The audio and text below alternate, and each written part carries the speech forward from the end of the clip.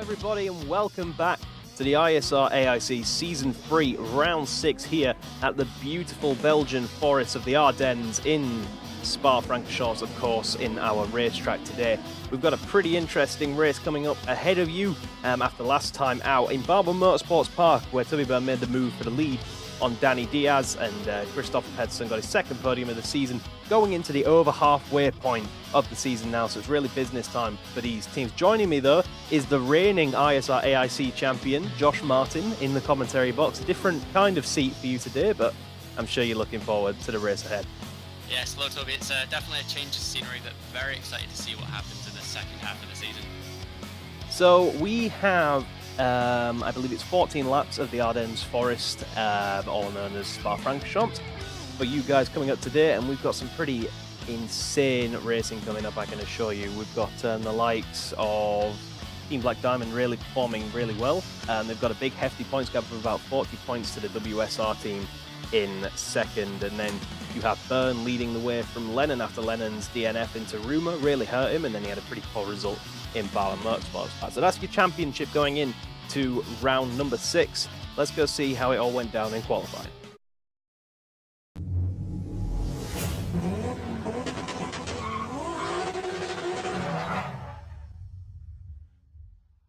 So, looking at the qualifying grid, the man lining up on pole position is championship leader Toby Burn for ISR Black Diamond. He qualifies just 0.003 of a second ahead of Nickel Foggy for the Northern Lights Racing team. Behind them, just over half a tenth of a second slower, was Douglas Anderson for ART Matmut. Behind him is Callum Spencer in the Mebius JSR, just under a tenth difference. Just over a tenth then is Nut Martinson in the Force Fizzy car.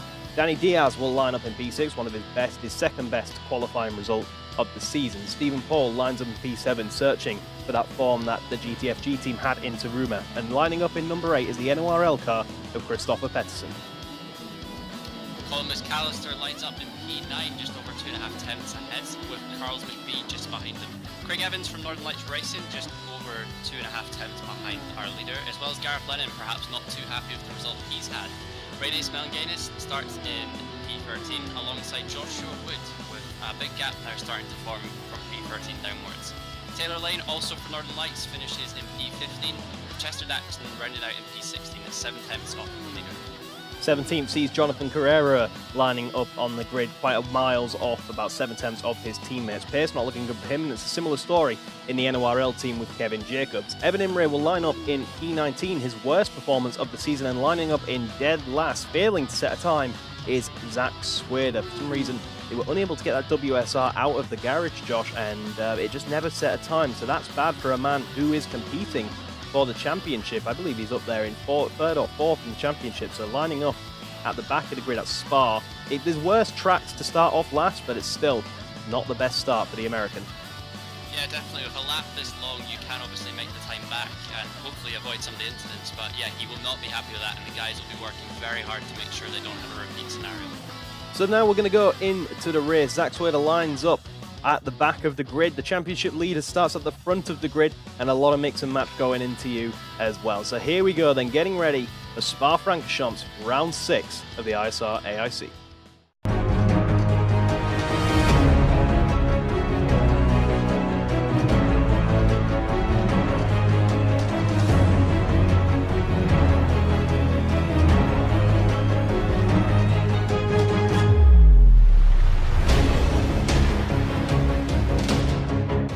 So here we are in the Ardennes Forest for round 6, Spa-Francochamps, 14 laps of this 7-kilometre track move here today. Here's a little fact file. TBD Sport lead both standings, of course. This is Burn's second pole position in the AIC.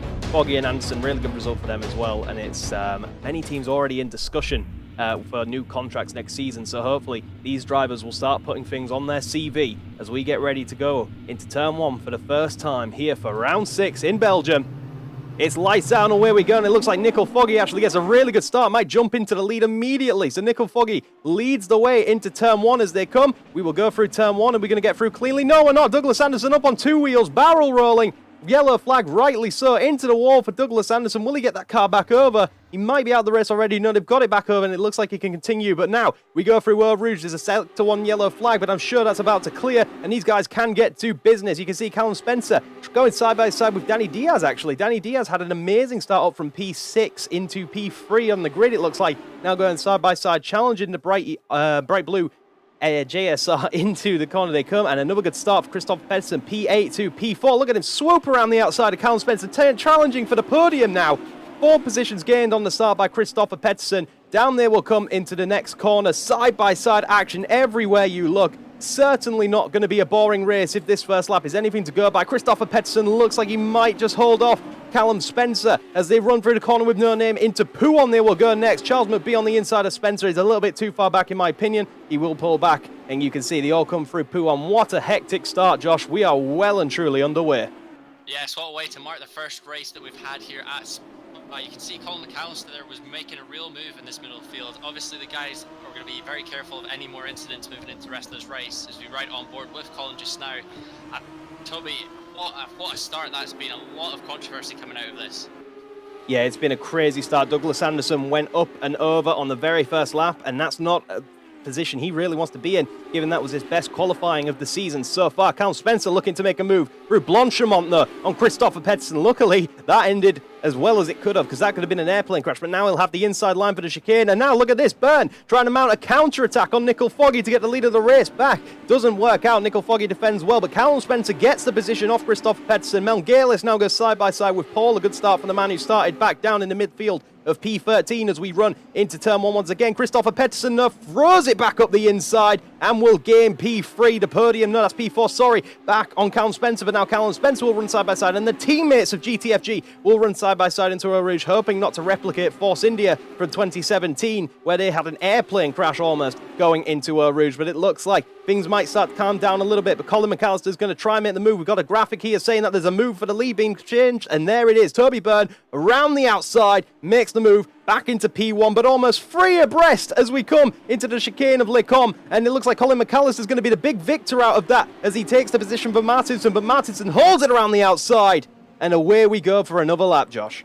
So much going on here, Toby. It's so difficult to keep tabs on what's happening. You can see Stephen Paul here from the GTFG up the inside. He's got people all around him here, and most importantly, I think we need to cover this fact that Toby's now taking the lead of the race.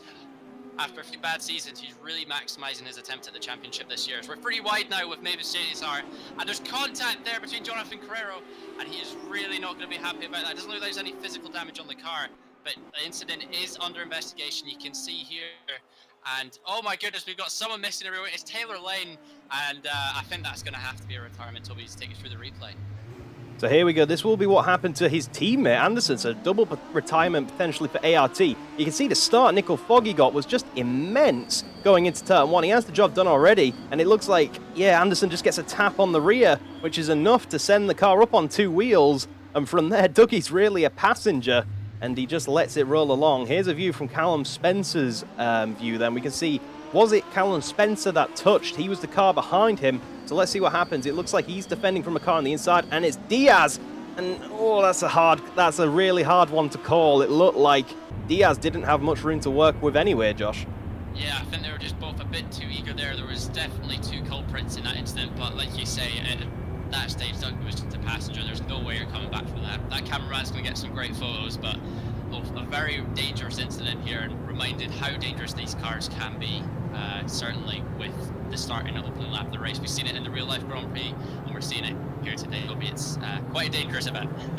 Yeah, no, definitely good pictures come from there. Luckily, we've got away with no safety car being deployed, so the guys could continue racing, and luckily for Anderson, he did manage to re-land and keep going. Here's some more replays from the opening laps then. This is Evan Imre, and he looks, ooh, did he get a tap there? He's gone around for a spin, tried to save it, almost did, but around he will go and have to get that moving away. That's a free position back for Douglas Anderson on the restart. So what happened here? This is on board with Zach Swader, and Zach Swader does give him a tap, but that's not what's caused it. He's actually been caught out by Chester Jackson braking mid-corner, and has hit the rear wheel and gone for a spin. And this, Josh, if you'd like to take us through, is what happened to Taylor. Yeah, we can see Taylor here. He's getting caught up with one of Light's racing cars. It just looks the front and rear wings straight away. You can see the debris. He managed to get the car going, but I think realistically they're going to have to retire that car. An instant goes in front of him, and he has nowhere to go, unfortunately. And with these cars, the speeds they're carrying in, there's not a lot you can do, Toby. Really unfortunate incident there.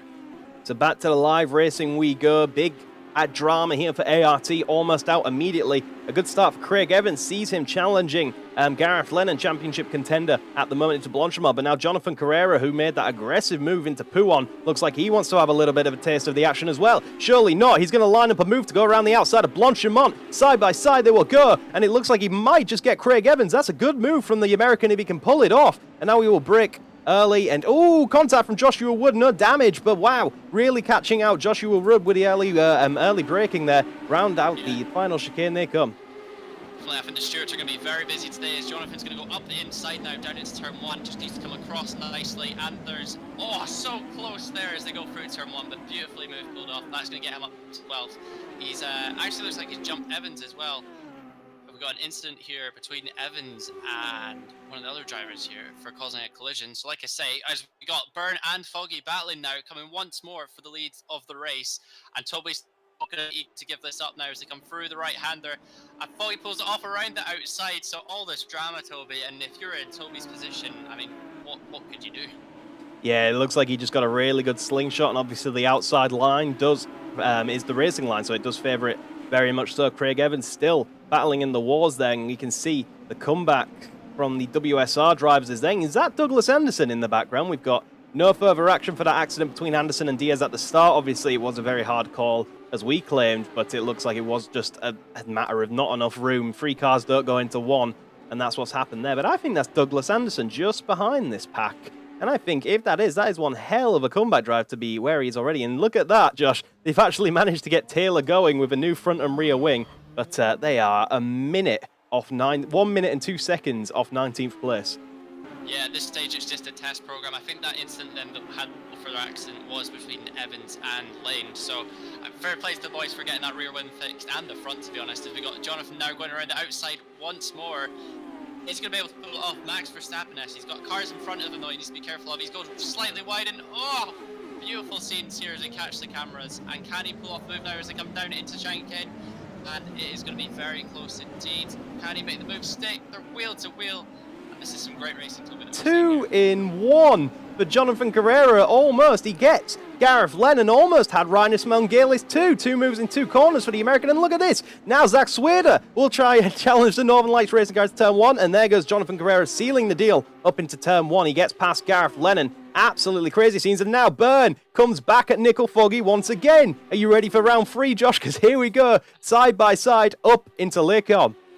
And of course, the risk here that we have into Lakon is every time they're doing this, they're going to be pulling in the guys behind them. So P3 Diaz, he's going to be really hoping that an incident occurs up ahead. So Toby and Nickel need to be very careful here how they pull it off. We can see there a couple of cars going side by side. Steven's going to be defending. Can he make the move? He's been jumped round the outside, so unfortunately not a lot he can do there. And it's still kicking off behind. It is Douglas Anderson. You spotted him earlier in the race. They repaired that car as well. Fair play to these mechanics. They are putting in one hell of a shift. And yeah, it's going to be very interesting, Toby, to see what happens with this slingshot, particularly up front, because it's going to be lap by lap changes, I believe. So do you hold off and wait for that final lap, or are we going to see them battling the whole way through? Yeah, it's very true. It looks like both the TBD and NLR car look more comfortable when they're leading. So obviously their drivers have been told to push at all times and try secure that lead early on. It might come into play a little bit later, but yeah, Douglas Anderson, 3 laps ago, was on his roof effectively. He was upside down in turn 1, and now he's up in P17. Great drive by the Scotsman so far. Obviously, all the crazy battling we've seen so far has helped him pull himself back up, but nevertheless, he's got a bit of a run on Joshua Wood here. Is he thinking about a move on the inside of Blanchimont? Surely not. He's pulling to the inside. He's making his presence known. Side by side through Blanchimont, they will go. Wood on the right. Anderson on the left. And into the chicane they will go. They will break early. Who's going to be the last of the late breaks? It looks like Anderson might try to get the inside line for the second part of the chicane. He does get that with a late braking maneuver. That might allow Chester Jackson to get a little bit involved as well. But job done for the Scotsman. And now Zach Swader will go down to the inside of the other Scotsman in Craig Evans and get the move for P14 done and dusted. And here you go. Incident involving cars 27 Evans and 44 Lane.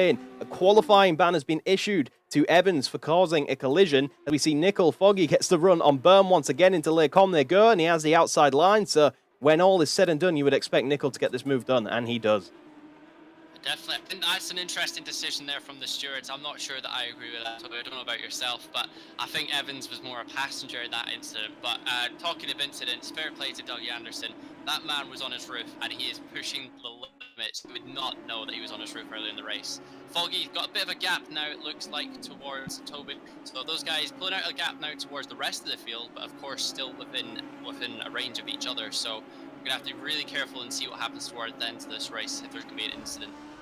Yeah, going back to the Evans issue, I think it was a case of Evans actually late braked and hit the car ahead of him, which is what caused him to get loose, which is what caused him to effectively tail whip Lane in that situation. I'm sure we'll get further reviews of it later on, but that's what the stewards have decided for the next round. Next round, Monza, of course. Evans, of course, in like a similar situation to Sweden. There's worse tracks to start from the back of the grid, but the stewards deem that enough of a punishment. It's good to see that the results of this race won't be affected though. But look at this. Burn has got to run through Blanchimont. We'll try go through the bus stop chicane. He's on the outside line. This is a bold move from Burn. They usually wait until after Eau Rouge for the slingshot, but Burn trying to give it a little bit of everything. And is Burn tactically thinking here, Josh? What it looks like to me is he's trying to bring Danny Diaz into play now to try give himself a buffer, because now he's going to throw it down the inside, hopefully, and he will hopefully force Nickel wide in his situation, which will allow Danny Diaz to get a run. And will that be Burn trying to bring in a tactical buffer to keep the two apart? We'll have to see, because now Danny Diaz gets the run through Eau Rouge. Through they come. And it looks like Danny Diaz is going to get that move done, but look how close they are. Foggy second, Diaz third, Burn first. Side by side they will go, and it's going to be almost free abreast, but Burn covers the outside line and effectively boxes Nickel Foggy in, which is very much lucky, but now Nickel Foggy finds some pace out of nowhere. And there you go, Foggy keeps the position, but now Danny Diaz is truly in play. Yeah, some great driving from our top three here, and like you say, I think Toby has been smart. He's backed up Foggy so that their battle's going to go on behind him, and like you say, Toby seems to be comfortable in the open air, so this could really give him a bit of a gap, get him that buffer that he needs to just drive from the rest of it. And if that does happen, then the man's going to be continuing his championship charge. Dougie Anderson up the inside there, and what a move that he's just pulled off. It's going to be very close indeed between these two, and ultimately I think the main battle we're going to see is at the front between these top three drivers. Crazy stuff riding on board with Josh Wood into Pouhon as we come, as he was right up behind Craig Evans. Good move from Dougie Anderson, a man who started the race up on his roof, has now made the move for P15 in the race. So good stuff by the Scotsman to be where he is currently. So it's Stephen Paul looking at, and now it's Callum Spencer following just behind him. Ooh, a little bit of a wiggle from Rhinus Melngalis through there, losing a bit of pace as he pushes a little bit too hard, and the rear tyres give up on him slightly. As the run up to Blanchimont, we have a moment to catch our breath as the script gets turned down from 11 to about 7, so we can just have a quick breather. But through Blanchimont we will come, and it's going to be Zach Swader looking to make a move on his rival of Gareth Lennon. They'll pull to the outside of the bus stop. This seems to be a favourable move by a lot of the competition. You get the outside line, which puts you on the inside line for the second part of the chicane, but it looks like it was just a little bit far back, and that's bringing Evan Imre into play as well. And you've got to be careful, because if you don't make this move when the field is this compact, you're prone yourself to losing another position. As you can see, oh wow, that was Kevin Jacobs up on two wheels as he bounced off the rear of Jonathan Carrera there. Yeah, something very interesting. Looks like he's got away with no damage though, Toby. But yeah, like you say, with Imre there, if you go for one of these moves, you have to commit, otherwise you're going to be in trouble. As we see Foggy going for a move now, up the inside of Burn. Can he make the move? There's contact! Foggy appears to have damage on that front left-hand wing plate there, and that's really brought Danny Diaz back into play. And I'm just thinking about these Black Diamond boys. It seems like they've gone maybe for a split on car setup, because Toby's teammate just does not seem happy, and he's right down the order at the moment. So what do you think, Toby? Perhaps a divergence in strategy there from both the drivers? It's possible, yeah, it's possible that both drivers have different driving styles that they've gone with in the setups today. I'm not sure what that is, but we've seen similar situations like this before when Mel Galis has done very well, Burn has struggled, and vice versa, so it could be. The only team we've really seen that we can think of having identical strategies and setups has been the GTFG boys with that 1-2 in qualifying in Taruma, where the gap was less than half a tenth. So could be a difference in strategy, could just be one's having a bad day. But speaking of having a bad day, Nickel Foggy's coming under a little bit of pressure from Danny Diaz in Blanchimont. These two really starting to give him Burn the gap he needs. If they're going to start battling this hammer and tong, Burn will be able to drive away, but they're both using Burn's slipstream. Danny Diaz is getting a double slipstream. Where's he going to go with it? Is he going to try the outside bus stop maneuver? No. Cut off by Nickel Foggy in the nick of time, and around they will come. But Danny Diaz is very close, and he is very much a threat to the green and purple boys down on the NLR pit wall. They'll be sweating a little bit. Speaking of sweating, Nut Martinson starting to apply the metaphorical blowtorch of pressure onto the rear. And was that Danny Diaz making a move? Danny Diaz makes a move into turn 1, gets the run for the inside of Eau Rouge. Is he going to secure second place, or will Nickel Foggy pull it around? No, Nickel Foggy has to tuck in, but now Nickel Foggy surely will get that slingshot going around the outside of Les Combes that is pulled off on Burn several times. You pointed out he has a bit of front end damage. Could that potentially stop him? No, he's got the slipstream. Has he got anywhere to go with it?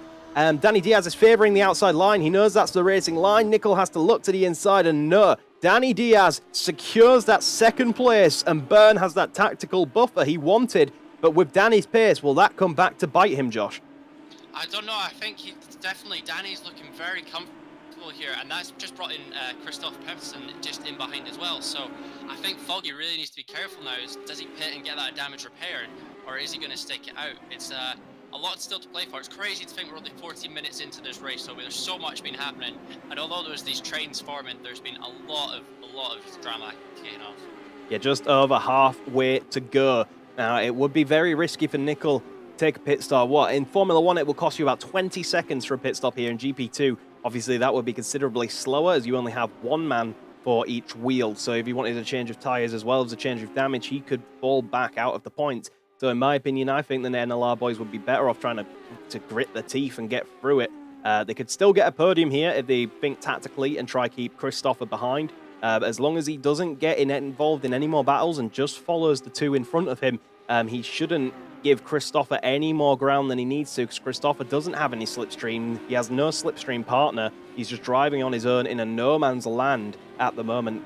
He's the Swede. So the Swede looking to get in another good result. It would be his second podium of this season. NORL announced earlier this week, Josh, I don't know if you saw that, they will be reinstating Valerio Campagnari to the team, a man who you've raced with over 2 seasons, of course. Back in the days when you started out as a Northern Lights driver and the team wasn't very good in the Siroccas, you battled him many times for the tail end of the points. But Valeria's coming back for next season as we ride on board with Martinson on the rear wing. And look at the slingshot. That's just a metaphorical visual that you can use to see how powerful it is as Charles McBee just sweeps clean around the outside of the Force Fizzy. Nothing he can do, and it looks like Stephen Paul might be about to pull off a synchronized move on Callum Spencer behind. And yes, Stephen Paul up into P7, but we're going back to Valeria Campagnaris. We have a free wide situation almost in the background. He's coming back, but it's very heavily rumoured that it's Christopher's seat he's taking and not Kevin's. So a man putting in very good performances this season finds himself looking for a new team, and it's a move that many people did not expect. Yeah, it makes perhaps there's some internal issues. Maybe the team's wanting to change their development path to bring back in a driver who, like you said, raced with, and very competent driver, but it's a questionable choice, I'd say.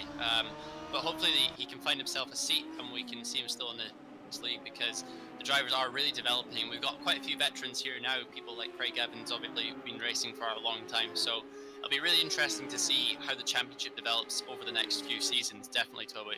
I just want to touch on the fact that Charles McBee is having a very good race at the moment. Considering he qualified in P10, he's now fighting for top 5, and really it could be a good result for him today, Toby, if he can hold on to P5.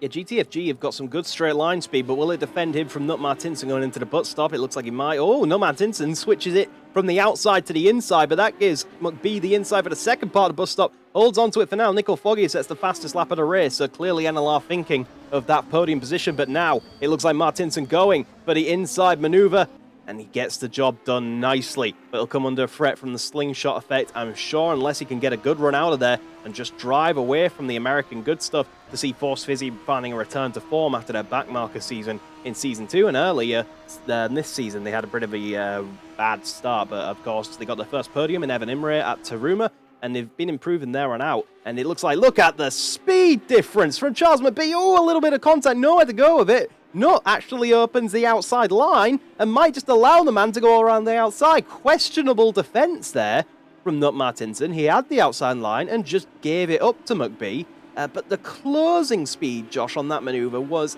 insane. Yeah, it's like you say, we can really visualize the slipstream as we come up from Eau Rouge, so perhaps there's some tactical moves going on here as Gareth Lennon goes up the inside for P15. He makes the move. Can he make it stick though as they come now through left-hander with no name? And he can. He makes it right round the outside on Evan Imre. So beautiful move there from Gareth. And now Craig McLeod Evans is having a look. He fancies it. A wee bit of a wobble from the guys up in front. And Craig's going to be praying that something happens here that he can get through. But yeah, Fizzy giving the lineup a bit too easy there, I'd say. It makes you wonder if perhaps he's got plans for further down the race. Yeah, it could be a case of he's fastening you at the moment, don't waste time, or just you're better off following him in his slipstream. It could be a very interesting sequence of events. And just going touching back on the transfer news a little bit, I've heard rumours from a little birdie that EQU, as we see Evan Imre trying to get that position back around the outside of Blanchimont on Gareth Lennon. This will be quite an interesting manoeuvre. Can he go all the way around the outside? No, but it does bring Craig Evans back into play. Danny Diaz sets the fastest. Let's go. Oh, contact. They bang wheels. You heard the tyres squeal against each other there, but wow, Evan Imre gets 2 for 1. Thanks to Craig being a little bit over-ambitious, but the battle of the two Scotsmen versus the Northern Irishman is starting to become a heavyweight title fight at the moment for these guys. But another man who got told, I heard from a little birdie, another man who got told his seat might not be there for him next season is the man setting the fastest lap of the race and being up in P2 in Danny Diaz at the moment. So let's hope he can continue. Oh, and then speaking of which, he tried to make a move for the lead there. That's a man who got told he might not have a seat next season going for the lead. And this is Martinson coming back on McBee. Gets past him with a slingshot effect. And it looks like Callum Spencer's been trying to make the move on Stephen Paul for several amount of laps. But he's trying the inside line maneuver. And we know just how powerful the outside line is, Josh. And he's just, Stephen's defending it so well. Yeah, definitely. I just wanted to come back to Diaz. I think he's maybe been forced into a corner then, perhaps, if he knows that his seat's going to be taken. He's trying to give, obviously, the best approach that he can to any other teams. We know their seat's going to be available throughout the rest of the grid. So it's all or nothing now for Diaz, I guess. And with 3 laps left, you know, how better to make a statement than taking a win at the inaugural Belgian Grand Prix for the AIC. It's, yeah, something that we need to perhaps be careful of towards the end of the season is seeing where people are going to be transferring and how that's going to affect the calendar. As we see the 2 GTFG cars, they're racing right behind each other as they come into Blanchimont. I think Stephen's going to go for a move up the inside. Can he make it stick though? No, he can't. He's just not close enough for that slipstream. And Toby, quite a few of the guys have been having contact today, but it looks like for the most part, these cars are quite well built and we've not actually seen much damage. Yeah, it's quite resilient, and I think, I don't know, it looks like Charles McBee is having a slight issue here because he's dropped clean off the back of Martinson as Callum Spencer gets a lovely run on there, Stephen Paul, but Stephen tactically using the slipstream of his teammate. You can see that's teamwork there, Josh, in the fact that Charles moved over and gave the slipstream back to Charles in that incident. As you can see, Zach Swader looking to make a move on Jonathan Carrera. These two, of course, former teammates last season, battling away as well. But yeah, a lot of issues going on, and Charles McBee has lost a lot of pace to Martinson, so I wonder if he's picked up some damage. You noticed that Nickel picked up a little bit of front wing damage earlier on. Is that the GTFG cars side by side, and it has Stephen Paul has the outside line, so I think an issue here for McBee. Look at the time he's lost to Martinson, and now he loses a position to his teammate, and will have to defend from Callum Spencer over the next 2 laps. So he might drop out of that top 5 position you were predicting for him today. Struggling a little bit, but it could be a case of tyres going off at this stage of the race, or who's had the better tyre management over the last 14 laps. Of course, the tyre wear is scaled to these events. So, oh my goodness, look at this. Chester Jackson throws it down the inside of Evan Imre. How's Evan Imre ended back all the way back there? That's going to allow Josh Wood potentially to have a move into no name. No, not quite, but he does get a hell of a run through there. That might give him a position to go up the inside into Pouon with. No, hangs back.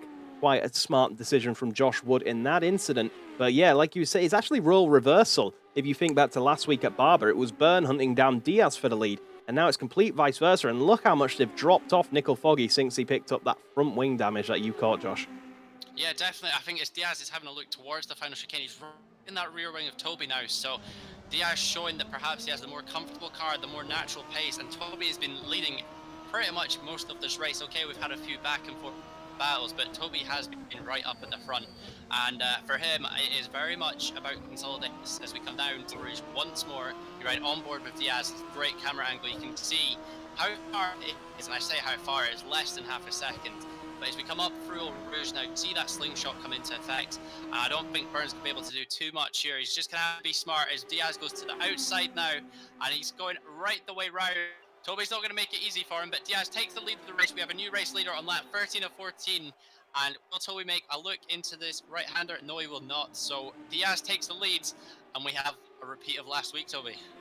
We do. We have one more lap, a lap and a half to go, and Burn will have to see if he can do a reverse slingshot on Diaz. He needs to stick to the rear of that EQU car as much as he possibly can if he wants to have another go at taking this race victory. But looking through the field, we can see Callum Spencer now finally getting the move done, is he? On Charles McBee. No, he does not. McBee holds it around the outside. Great move from the American, but that's brought Colin McAllister, who's having another good race as well today. Colin McAllister struggled for points since his disqualification, or demotion in Hungary, but he's having a good race here today, getting involved in that Spencer and McBee fight. But it looks like Spencer's running more downforce than anyone else. He doesn't really seem to have the top line speed that some of these guys really do have as we come through the S-Bang section. But looking up and down the grid, everything looks like it's all or nothing for these guys now. But here you go, Burn, right on the rear of that EQU car for Blanchimont. He will pull to the outside of the bus stop chicane. He's going to try do what he did to Nickel Foggy.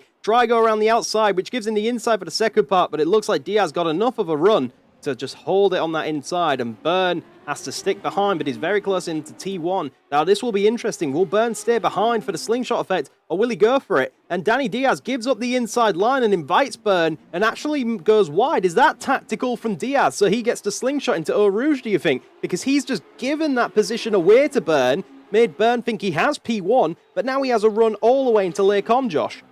This could be one of the smartest or the most silly moves we've ever seen now, as Diaz comes right round Toby once more. And yeah, like you say, he left that door open, perhaps to lure Toby in. And we see now, though, Toby seems to have quite a good run out of Eau Rouge. I don't think Diaz is going to get the move done, as we see Christoph Persson going past Nickel Foggy. And Diaz goes right round the outside once more. He's taken the lead of the race on this final lap. And now we've only really got one stone to take this, and that's going to be after Blanchimont coming into the final chicane. We know Toby's strong on the brakes, and we wonder if he can make it stick, as Callum Spencer and Colin McAllister are sticking to each other. And Colin's had a good position climb there, and a very good climb for him, considering he started P9 in quali. Dougie Anderson there, we saw him still running nicely. Chester Jackson now just on the back of Foggy. Craig Evans, that would be. Chester looks like he's going to have a look into the hairpin. We see a lot of guys trying to make this move stick, and he's going to make it stick. That's a masterclass in how to do it. But Craig's coming straight back at him. They're pretty wide and they're back down. Oh, great move from Chester there, Toby. And we must be pretty close to the end now between our top two. So Jonas C is out. Yeah, Burn has one last attempt. If he wants to win this race, he'll have to do it into the bus stop chicane. He's favoured that outside move into the inside. Will he be able to pull it off? We ride on Burn with ride on board with the Brit as we come through Blanchimont. And here we go. He's got the run. He looks to the outside, but no, Danny Diaz suspects it, covers it off. Burn has to do it up the inside, but will give him the outside line, which favours Diaz. And Diaz will hold the inside line and make the run up to the line. And it's going to be Danny Diaz who wins round 6 of the AIC by 0.2 of a second. What a fantastic scrap we've had for first place today. And Christopher Pettersson gets P3 for the NORL team today. And wow, we still have scraps going on absolutely everywhere. We can see it's going to be Wood trying to make a similar move, and a little bit more contact for Wood and Evans, but they get through it unscathed, and it looks like he will. Evans is going to maintain P18 and keep that for himself. But wow, was that the smartest play we have seen ever in the AIC yet, Josh? Let's Burn through to get the slingshot. Burn almost had it at the death by going up the inside, but didn't quite. Here are your race results, Josh, but wow, what a race. What a race. You can see Diaz there takes the win from Burn, with Pettersson and Foggy having that last-minute battle for the podium final place. Now Martinson in P5, pretty good race for him alongside Stephen Paul in P6. Charles McBee climbs up from P10 on this drop back down to P7. So a weird race for him, but Colin McAllister and Callum Spencer and Raiden is making your top 10. Zach Swader in P11 with Jonathan Guerrero in P12. And I think, Toby, it's important to realise all these guys had battles the whole way out through the race.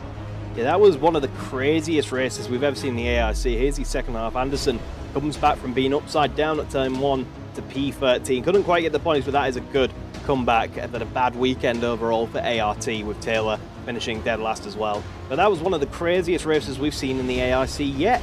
And it goes to Diaz with one of the smartest moves I think we've ever seen, if not the smartest move we've ever seen in the AIC. And if that isn't one hell of an application to all these teams, this man got told earlier this week the plan is to replace him at EQU next season. The plan is to drop him and keep his teammate. But if that isn't one hell of an application to the other teams, Josh, I don't know what is. Yeah, I tell you what, that was a very smart move, and he used the car's pace to make sure he got that win. You can see here with the driver standings, Toby Burn still leads with a nice comfortable gap of 27 points over Crystal Patterson. Stephen Paul now moves up to first, and Gareth Lennon drops 2 places. Callum Spencer, he had an interesting race, Toby, for sure. With Danny Diaz climbing a massive 4 places. Zach Swader, Reyes Mengeles, Evan Imre, and Nicole Fogger, the top 10 drivers. With Doug Martinson and Charles McBee, who stay stagnant in the championship, just ahead of Joshua Wood and Taylor Lane, who I think after his race today will be happy. Colin McAllister leads the rest of the drivers, and Toby, I'll let you take us to the team standings. Look at the whopping result that gives for TBD in the ISR partnership at the moment. They've got almost an effective 1-2 gap to GTFG, who move up into P2. That's their highest position they've been since season 1, so great effort GTFG this season. Iron Brew racing up to 3rd as well, and it's WSR who are the big losers here today in the championship. Mevius drop a few as well, but that gives Team EQU a good buffer, but ART Matma are stranded at the back. But at least this season, Josh, I think this is the first time in the AIC history that we've had all teams score a point by the midway point. And some of the gaps are tiny. Like, look at WSR, Force Fizzy, and Mevius. There's 2 points, and then if you include Noel, there's 3 points separating 4th, 5th, 6th, and 7th in the team's championship. So it's still all to play for. TBD have got a massive gap, but all it takes is a double DNF, and the championship's back on again. So 3 races to go. Next time we go to the Italian Theatre of Speed, Josh, and I think that one's going to be just as crazy as this one. But this one's going to be a hard race to beat. Definitely. I mean, there was action the whole way out, and even up front, you know, the smart plays that we were seeing there is really what you want towards this business end of the season. Like you say, 3 points separating those guys in the midfield, where it's all very important to get those points. So it's going to be a great race, Toby, and I'm very much looking forward to it. So it's been an absolute crazy set of circumstances today, and I think every team has got an eye on Danny Diaz after that absolute monstrous performance today. I'm a little bit torn for my driver of the day. I want to give it to Douglas Anderson for that comeback for being upside down, but I have to give it to Diaz for that. Just for that one move, he lets the opposition through to get the optimal line, and Burn fell for it, hook, line, and sinker. So for me, Diaz is driver of the day. How about you? Yeah, I think I'd have to agree with you on that. He had the pace in the car and he utilised it beautifully, especially at the end when it really matters. So championship's going to be shaping up nice, especially with these 2 guys in front. So 3 rounds left to go. We will finish our European stint. For the meantime, next week out in Monza, the Monza Any Circuit, the Theatre of Speed, going to be absolutely crazy, I'm sure. Then we will head off to Australia for Sydney Motorsports Park for round 8, and then we'll round the whole thing off at Cadwell Park for the final race. And it's crazy to think, Josh, we only have 3 races left for the big overhaul for Season 4. I'm looking forward to that. But in the meantime, thank you ever so much for joining me. It must have been nice to commentate on the action instead of being in the action for a change. And 2 tenths, the final gap then. Crazy stuff here at Belgium. Thank you ever so much for watching. From me, it's goodbye. From Josh, it's goodbye. And until round 7 in Italy, we'll see you again.